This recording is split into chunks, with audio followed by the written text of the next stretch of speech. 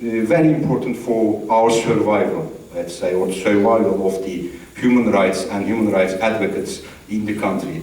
Otherwise, I haven't particularly observed any direct EU influence in democratization in Turkey, though I could observe, for example, in privatizations, they were economically active, while not that active in terms of human rights, except minority rights, particularly the Kurdish population, which rather increases Turkish nationalist reaction, does not really help in the improvement of human rights. In terms of pointing out the leaders, as I tried to explain also in the presentation, it's quite a semi-peripheral phenomenon, I would say. It's not only an Erdogan issue, it's not only an Orban issue. Orban is particularly important because he is in an EU member state, so that's why it raises doubts about the EU itself, about democratization. Otherwise, we see this kind of leaders around, and generally said, since the biggest one is Putin, not personally, but just because he's leading Russia. So it's generally said, Putinization, apparently it will be a phenomenon that we'll observe around, and against which we have to resist if we are sincere about human rights and democratization.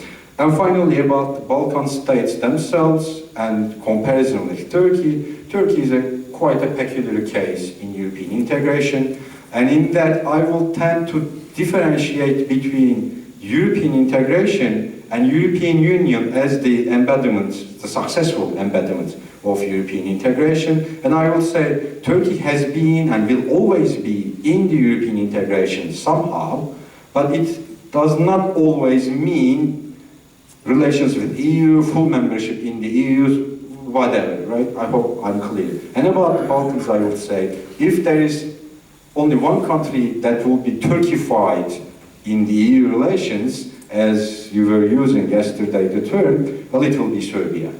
I mean, it's clearly Serbs in all senses quite similar to Turks, I would say. Misha is not here, but he's a good friend of mine, and I have always told him that what Misha is saying is quite similar to what nationalist left in Turkey is saying. These nationalist left understandings are also similar in Turkey and Serbia. This grandeur discourse, this historical nation which never surrenders, whatever, all these nationalist discourses, multidimensional foreign policy, reliance on non-EU powers. In many senses, we may see similarities between Serbia and Turkey. So if there will be one Balkan country Turkified in EU way, it will be Serbia. I don't think the others would be Turkified, so to say. The others seem much more likely to succeed in the European integration. The problem is now we are in a transition stage.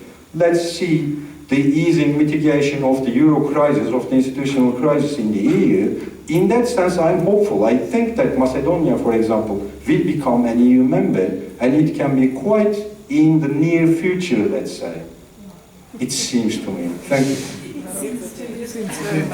Professor Jovic. Yeah, thank you. I have one specific question. I'm not sure to whom to direct it in a way. We know that one of the options that especially small states have is to establish something that in the literature and foreign policy analysis is called sponsor-client relationship, which is not to join through bandwagoning or formal multilateralism institutions and therefore increase your power, becoming a small power from a small state by joining the EU or NATO, but rather maybe even to stay outside of that, nevertheless being protected as small states by a sponsor, by a big sponsor. And of course, I mean, one of the cases is obviously Israel, but it's not the only one. And we've seen in the past in the Western Balkans a number of situations like that. Croatia finding a sponsor in Germany, and then after this in the United States, and therefore escaping sanctions, being recognized, escaping sanctions all the way through, and so on and so forth. And also Bulgaria and Romania. Bulgaria and Romania joined NATO because they had a very, very powerful sponsor in the geostrategic moment when actually that sponsor needed them. And they played a role accordingly. They were pushed almost overnight with no special criteria and so on and so forth. Yeah? So I wonder, in fact, is there, in your view, any chance that, in fact, any of these remaining countries of the Western Balkans would find a sponsor? I mean, well, I'm not entirely, it is not, impossible. I mean, what we see, for example, now from Vucic, something, there are certain hints about the relationship with Germany and so on. I wonder, really, I don't suggest anything. And also there were some other countries. I mean, for example, Austria was not a member of the EU when it was advocating very powerfully recognition of Croatia and Slovenia. It was out of the EU. And nevertheless, it had some leverage and impact on the EU itself, and it played some role. And at some point, Greece and Austria also had a very big ambitions in the Western Balkans. They failed largely, but they had very, very big ambitions. Actually, they have too much foreign policy, which is not good, and so on and so forth. So my question is this: do you see this as an alternative? Either to push these countries into the EU, or maybe even if something else happens, and this is that these countries remain out of the EU, nevertheless to feel protected by the sponsor and therefore safe, as an alternative to formal membership into the EU and NATO. Okay, I'll try to answer this. Well, I think it's a fair view. I think it's a fair view because you brought up pretty good points, which has its own argumentation. At this moment, I will try to answer this and try to connect this with the Ukrainian crisis. I argue that NATO will make a strategic mistake because it did. I mean, although some argue that this will be stopped, etc., etc., I'm not saying stopping. I'm saying it's rising because other states are at stake. Romania are threatened. We've heard on the first day that Poland are okay, secure. Trust me, they are not secure. They don't feel secure. I came 2 months ago. I was in Estonia. They were threatened to death by the Russians. I was surprised how they were afraid of Russians. Anyway, so and the argument about that is that there was an outcry when there was a NATO strategic concept to be brought. Poland and the Baltic states were outcrying and begging for NATO to turn its eye on Russia. And then there was a debate, a huge debate between two candidates, Obama and versus his opponent. His opponent was laughed out loud that he mentioned Russia as a strategic foe.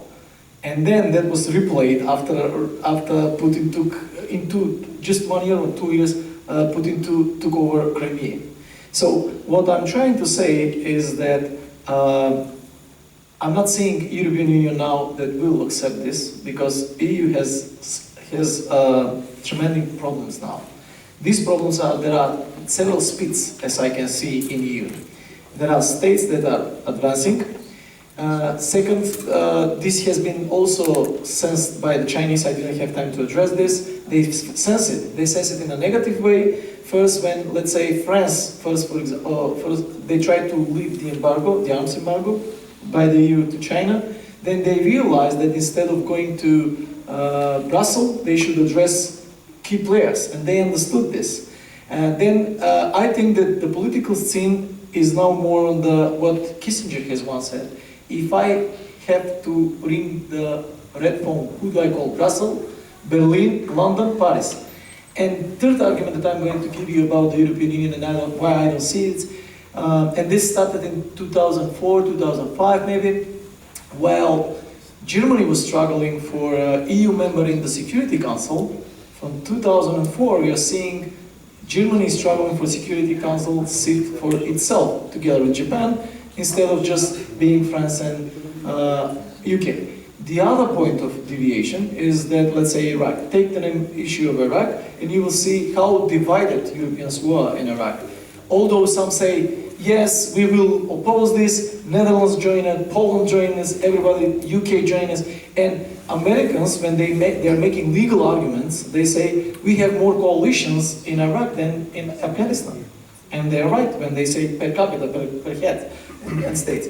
So basically what I would say, yes, for NATO, this might happen because NATO will see it if they see it.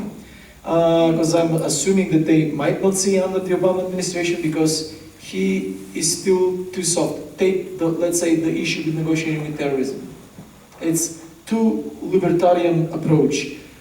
headed toward the humanity, and I'm not saying he's wrong or right, I'm just giving you the arguments. This is my opinion.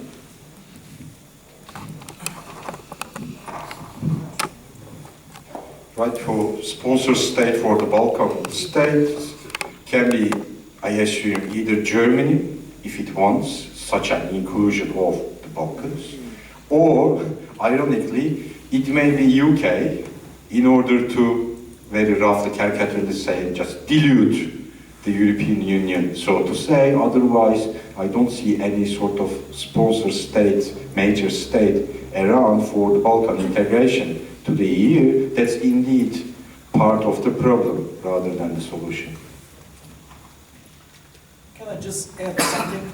I don't know if you can hear me. I just wanted to mention this. I would argue, and maybe we can meet if this happened, if there is a change in Capitol Hill, if Republicans took over, I would see that scenario happening. But if Democrats stay in power, it's not going to happen. They will turn the power in a different way, and this is not the way that they will approach. I will give you an example. When Bush tried to push Macedonia without Greece, although he failed because they perceived that he is going to lose the power because Iraq war, Afghanistan war, and everything inhibited power in domestic affairs. Okay, are there any other questions? Or shall we eat So, if there are no other questions, thank you all for coming. With this, we close the Skopje Forum 2014. Let's hope to see you all next year. Thank you.